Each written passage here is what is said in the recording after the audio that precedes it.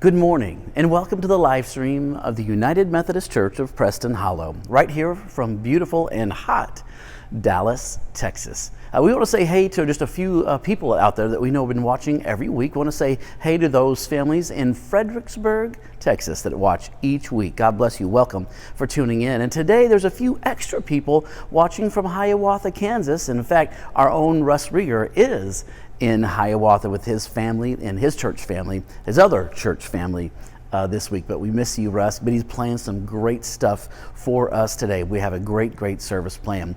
For those of you that are in the Dallas area, we want you to know that on July 4th, we have a special service planned. It's a special 4th of July celebration, and it's the first service that our choir is going to be back and in person. And so we'll be showing clips of that for you, our live stream audience, in the weeks ahead. But it's going to be a great service. You ready for this? David Edwards is going to be pulling out the grills, and we're going to be barbecuing hot dogs and hamburgers. Mark Knight is making his world famous potato salad, and I am making my world famous baked beans.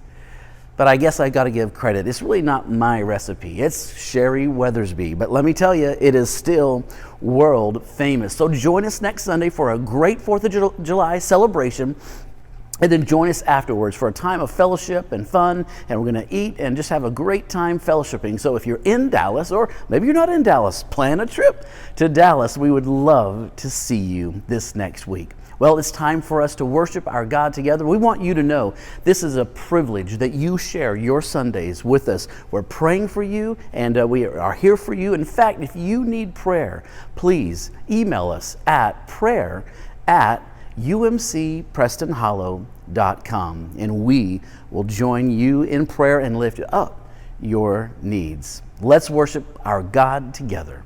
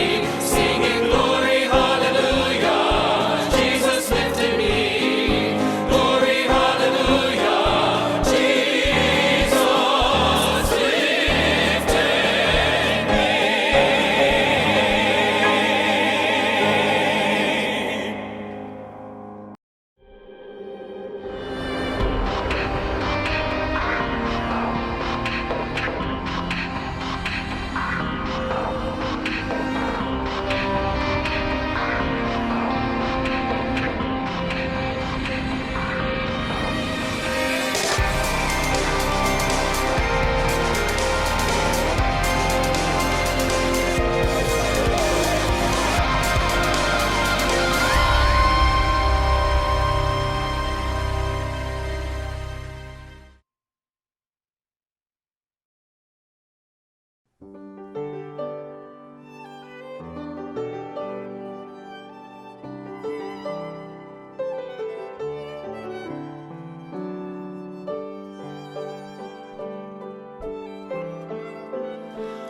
life flows on in endless song above earth's lamentation.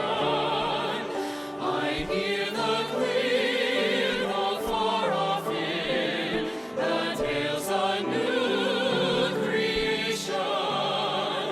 No storm can shake my inmost throng, while to that rock I'm clinging. Since Christ is Lord of heaven and earth, how can I keep from singing?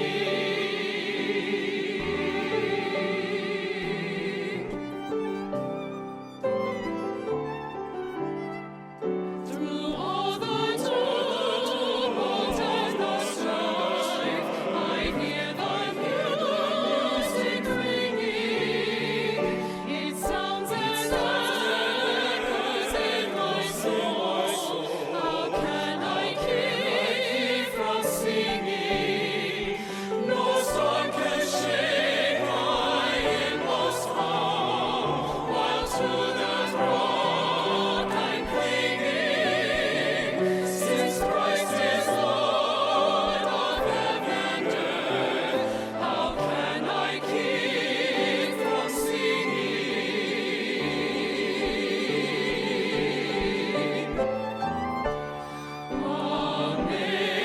Amazing grace, how sweet the sound that saved a wretch like me.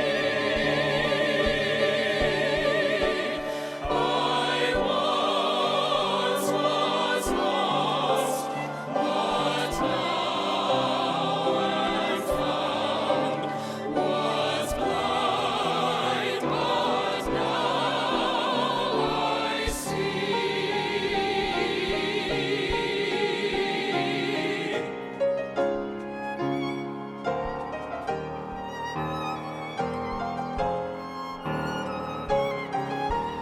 The peace of Christ makes fresh my heart, a fountain ever springing. All things are mine since truth I found. How can I keep from singing? No storm can shake my inmost calm, while to that rock I'm clinging. Since Christ is Lord of heaven and earth, how can I keep from singing? When we've been there 10,000 years, Christ shining as the sun, make marvelous days to sing God's praise. Than when we first begun.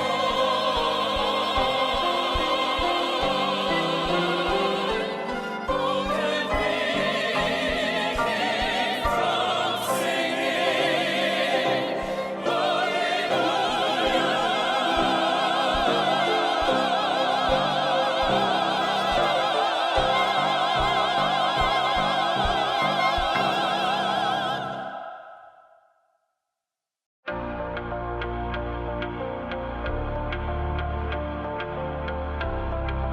Yes, this year.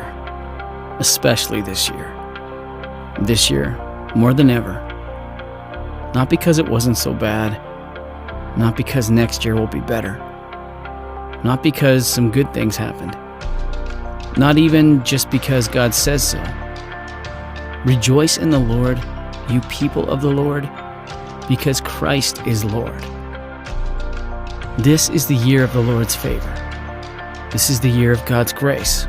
Again, we are still the redeemed, still ransomed by the blood, still furiously convinced, especially this year, that neither life, nor death, nor pandemic, nor lockdown, nor masks, nor isolation, nor anything else in all of creation can separate us from the love of God that is in Christ Jesus, our Lord.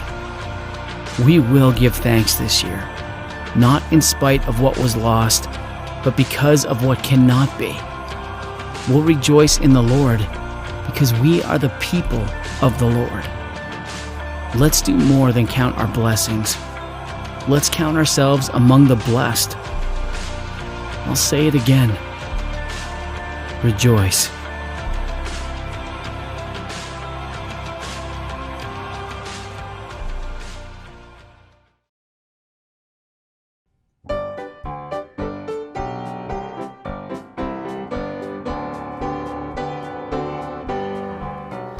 Come every soul by sin oppressed, let's sing with the Lord, and He will surely give you rest by trusting in His word.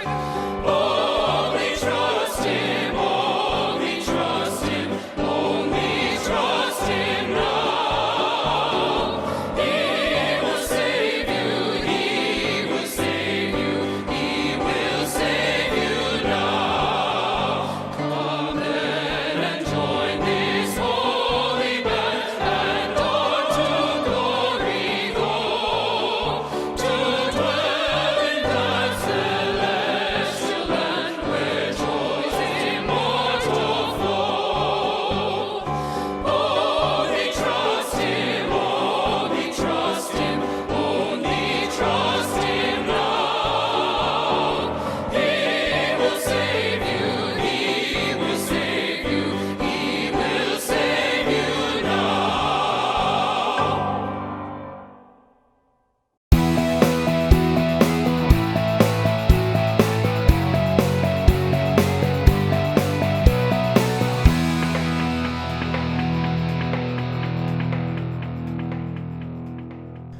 Good morning, Preston Hollow. We're so glad you joined us on this particular Sunday morning.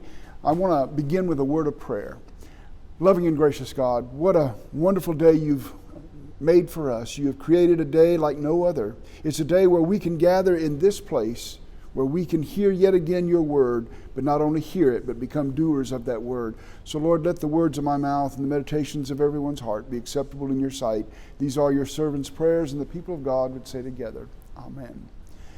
So I want to start by talking to you about a topic that is something maybe just a little bit out of the ordinary. Touch sensitive. And the passage of Scripture we're going to be considering today comes from the Gospel of Mark, chapter 5, verses 21 through 43. Many more years ago than I care to count, I was fascinated by lamps that could be turned off and on by merely touching them. It was a novel idea that had come to the market. When I began furnishing my apartment back then, I just knew I had to have one of those lamps. It was so cool. I bought my first touch-sensitive lamp from Sears. Well, I guess that kind of dates me since we don't have any of those around anymore either. Anyway, I was simply fascinated by this technology. I didn't know how or why it worked, but it did. There's something in the human touch that makes a connection and causes the light to come on. I've done a little research all these years later, and I thought I'd share with you what I found out. Over the years, many different properties of the human body have been used to flip touch-sensitive switches. Number one, temperature. The human body is generally warmer than the surrounding air. Many elevators, therefore, use buttons that are sensitive to the warmth of the human finger.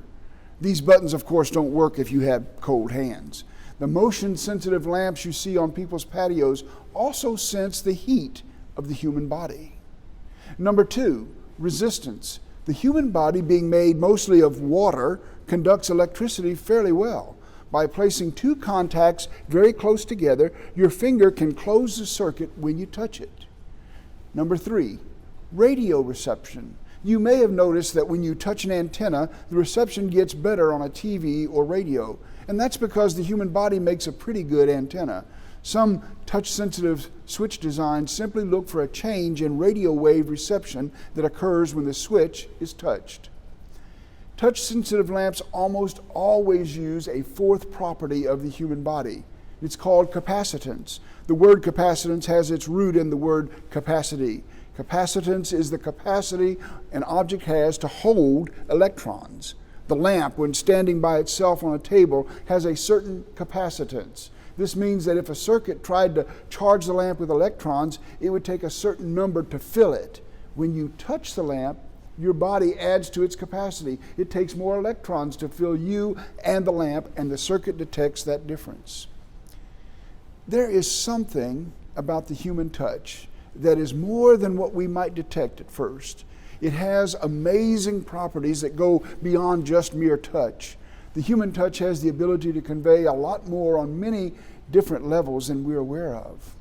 Now, last week we were crossing the Sea of Galilee with Jesus and the disciples in a tiny boat on rough water. Jesus quieted the wind and the water, quieted the disciples' fears, and tried to help them get to where their faith would grow and mature.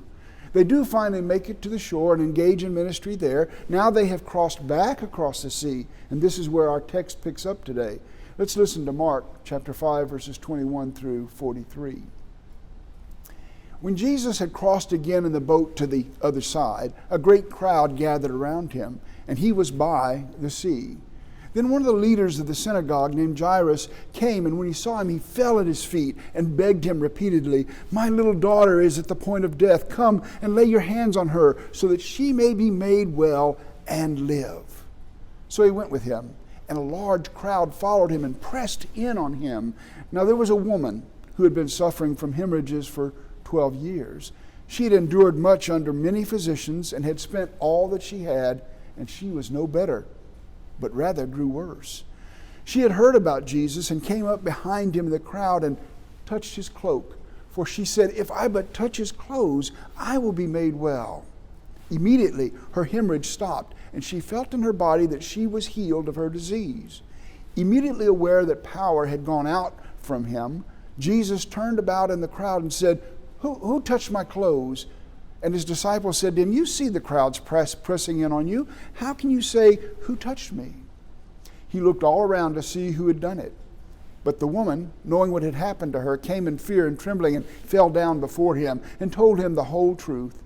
He said to her, "Daughter, your faith has made you well. Go in peace and be healed of your disease." While he was still speaking, some people came from the leader's house to say, "Your daughter is dead. Why trouble the teacher any further?" But overhearing what they said, Jesus said to the leader of the synagogue, "Do not fear, only believe." He allowed no one to follow him except Peter, James, and John, the brother of James. And when they came to the house of the leader of the synagogue, he saw a commotion, people weeping and wailing loudly. And when he had entered, he said to them, "Why do you make a commotion and weep? The child is not dead, but sleeping." And they laughed at him. And then he put them all outside and took the child's father and mother and those who were with him and went in where the child was. He took her by the hand and said to her, "Talitha cum," which means, "Little girl, get up." And immediately the girl got up and began to walk about. She was 12 years of age. At this they were overcome with amazement. He strictly ordered them that no one should know this and told them to give her something to eat. This is the word of God for the people of God. Thanks be to God. There's something in the human touch. We are touch-sensitive beings. Richard Kearney, writing in Losing Our Touch in the New York Times, said, "In perhaps the first work of human psychology, the De Anima, Aristotle pronounced that touch was the most universal of all the senses. Even when we are asleep, we are susceptible to changes in temperature and noise. Our bodies are always on, and touch is the most intelligent sense," Aristotle explained, because it is the most sensitive. When we touch someone or something, we are exposed to what we touch. We are responsive to others because we are constantly in touch with them. And Margaret Atwood in The Blind Assassin writes, "Touch comes before sight, before speech. It is the first language and the last, and it always tells the truth.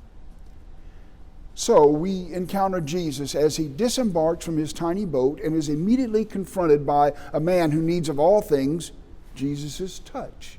This is no ordinary man. He is a leader of the local synagogue. He's an important person. He would have been regarded as not only important, but powerful. Not the sort of man who would stoop or bow to anyone. We're told that he throws himself at Jesus' feet and begs him to come see about his daughter. He says the most curious thing: "Come and lay hands on her so that she may be made well and live." This leader of the synagogue, this important high-standing official, believes there is something in Jesus' touch that can help his daughter. What is it about the human touch that has the ability to do miraculous things? Is there power emanating from our hands? Are our bodies receptive to such power? Is there a connection between touch and wholeness? In psychology today, we read, touch is vital to babies' development. Babies who are not held, nuzzled, and hugged enough can stop growing, and if the situation lasts long enough, they even die.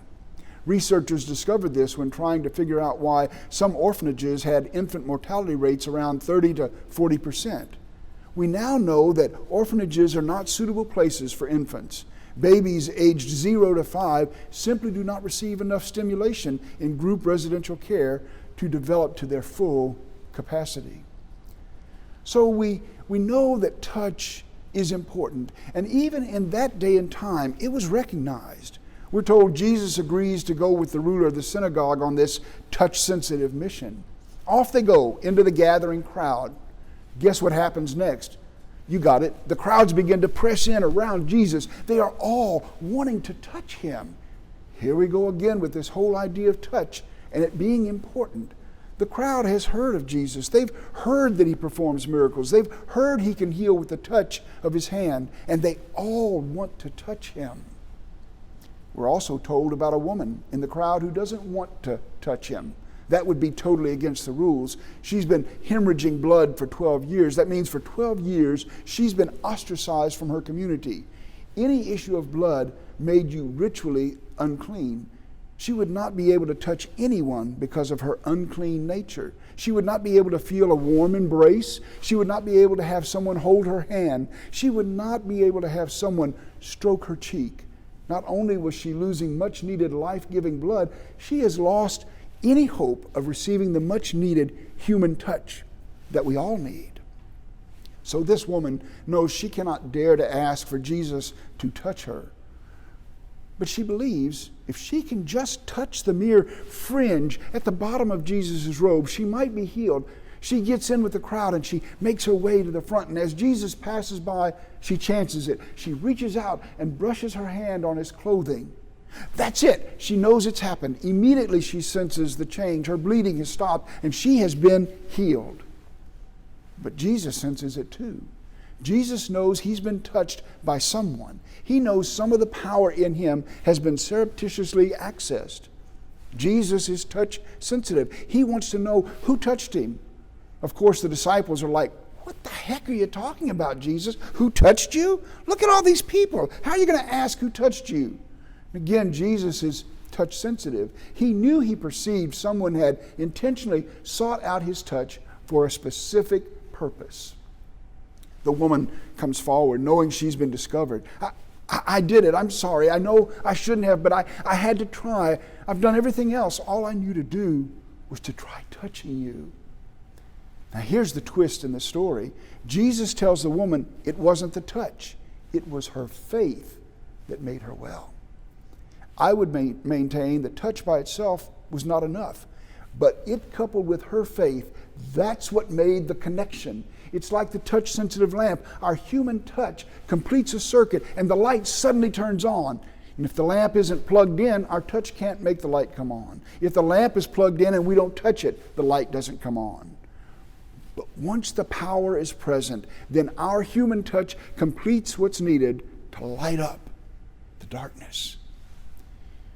Jason Biasi, writing in the Christian Century about Rachel Held Evans, says, Rachel Held Evans believed the Bible's stories are fleshed.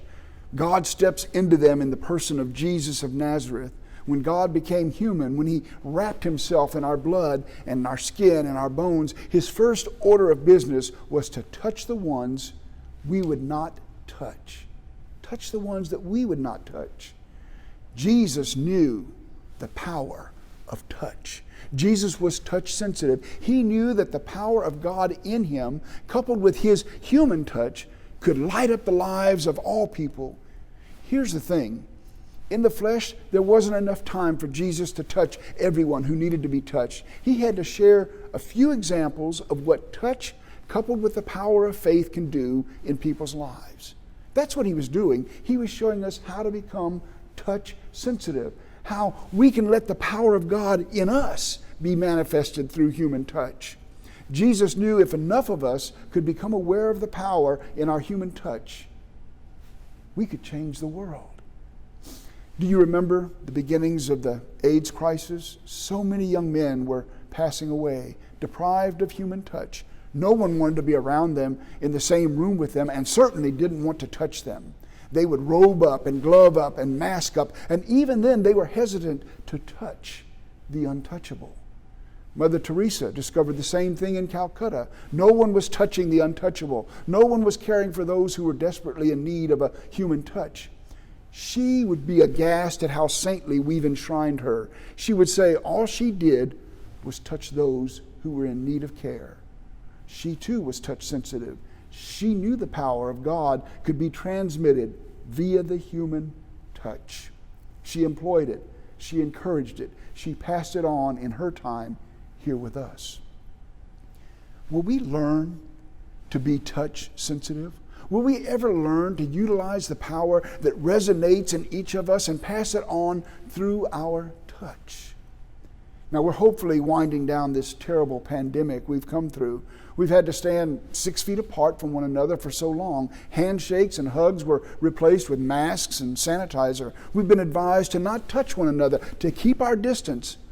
The sickest among us have gone to the hospitals, been quarantined, and have died without being touched. You and me, we were created to be touch-sensitive beings. After the episode of being touched and being the conduit of God's power, Jesus continues on to Jairus' home. Jairus is confronted by those gathered there and told, no need to rush or bother Jesus, his daughter has died. Now that's about the most cruel thing I can think of. He's just told flat out, his daughter is dead. We aren't told that those who deliver the news have embraced Jairus, held his hand, laid his head on their bosom. No touching is alluded to, just the cold, hard facts. Where's the power of touch in that scenario? They haven't realized how touch-sensitive Jairus is, how touch-sensitive we all are. When Jesus tells them the little girl is not dead but merely sleeping, they laugh at him. And we're told he puts them outside. Now, I would have liked to have been there for that. Another use of touch, maybe not so gentle. Jesus, the disciples, and the parents, they all go in where the child is lying. This is it. He touches the little girl. He takes her by the hand, hand in hand, and calls for her to get up. The little girl gets up and is healed. It's the power of touch. We are too quick to discount the power of touch in our world, the power of what touch can do for any and all of us. We have the power of God in us. Let me say that again. We have the power of God in us. If we would just use our touch-sensitive nature, we could impact so many people. One of my most favorite movies is Antwone Fisher. And I think I resonate with it because he was an orphan and I was an orphan. Unlike me, though, he had it very rough growing up. He grew up in a foster home where he was mistreated and abused. He was touch-sensitive, but what he received was not touch, but beatings. His foster mother beat him with a wet towel while he's tied to a post in her basement. She beats him because someone touched something of hers and she believed it was him. She beat him until he wouldn't take that kind of touch anymore, and then she put him out of her house, out on the streets, and there he was untouchable for sure. He bounces from pillar to post until he finally enlists in the Navy, and that's probably not a good place to be touch sensitive either. All the while, he carries in his heart his longing to be touched with kindness, with sensitivity, with care, with love. He doesn't know where to get this, but he knows deep inside that he needs it. He finally, through the help of a psychologist or psychiatrist, he finally looks up and discovers his long-lost family. And it's in one of the final scenes where a woman who must be the matriarch of this extended family welcomes him through touch. It's the most poignant scene ever. Here, why don't you take a look?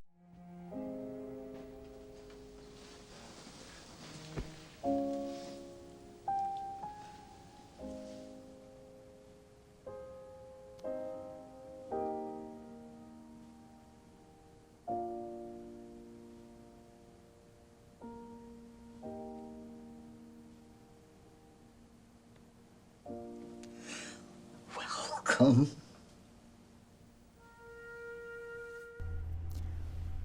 We are touch-sensitive beings, my friends. In our lesson today, we have been witnesses to the power of touch. Touch can bind up wounds. Touch can bring healing and wholeness. Touch can even renew life. Like the touch-sensitive lamp, though, it can't do it by itself. It's touch, coupled with the power of God's love. That's what can heal you, heal me, and heal our world. Our world has been devoid of touch for so long. I know we've had to be cautious. I know we've had to refrain from touching one another, but the time will come when you will feel safe because all of the precautions have paid off and the opportunity to touch will return. When that day comes, let's reach out. Let's touch one another. Let's touch the untouchable. Each and every person deserves to be touched, to feel the connection made between heart and hand, between love and embrace, to feel the power of God that is in you and in me.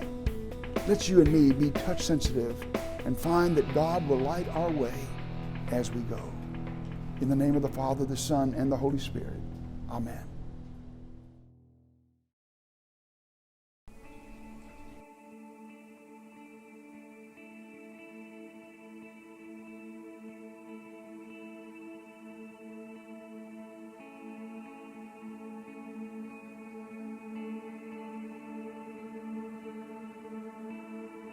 There's nothing worth more than can ever come close. Nothing can compare. You're our living hope. Your presence, Lord.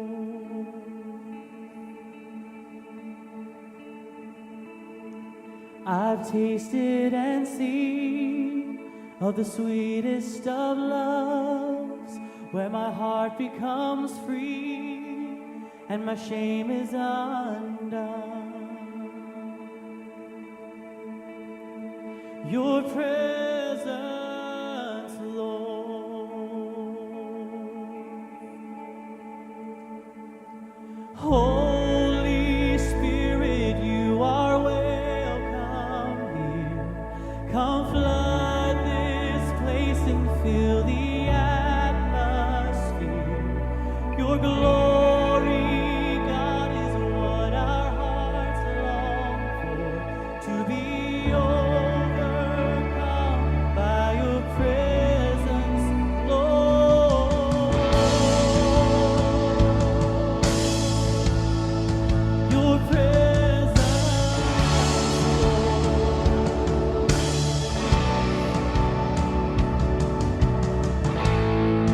there's nothing worth more than can ever come close. Nothing can compare. You're our living hope. Your presence, Lord.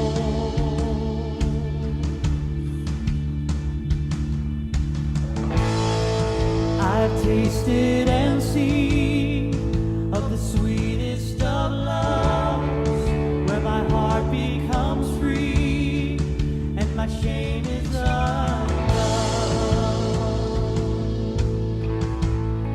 Your presence, Lord.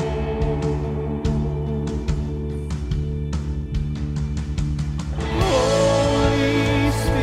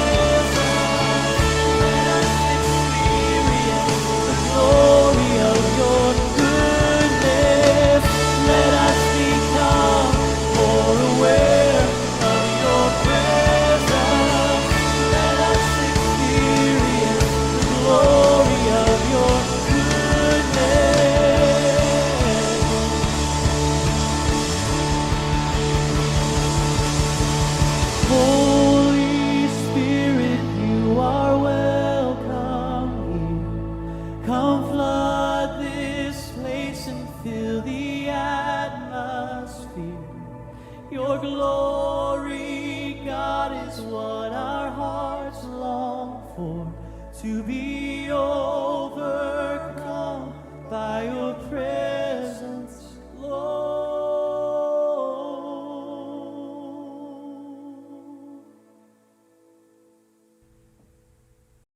Thank you, Pastor Tom, and thank you, Cody. What a great service today. Well, we want to encourage you. This is an important part of our service for those of you that find a value from this live stream and this broadcast, and you want to see us continue doing this.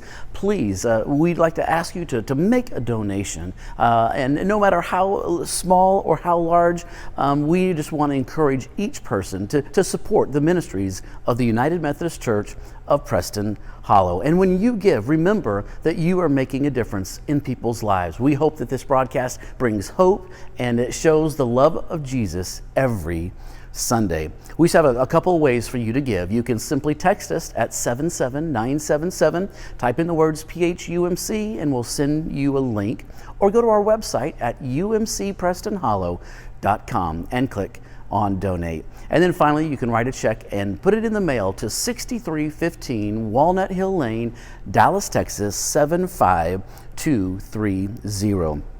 Every week of every one of these broadcasts over the last 15 months, they've all been filmed on iPhones. Isn't that crazy? Well, our new camera system just came in, and so next week we're getting some training, and we're going to learn how to hopefully do this a little bit better. But we're excited to enhance the worship experience because you are important to us. So we're excited about the next few weeks, and we hope that you can see the difference as well. Well, stay safe, everyone. I hope you are having a great summer. God bless you. And if you're in Dallas next Sunday, join us for hot dogs and hamburgers. It's going to be a great time. God bless you.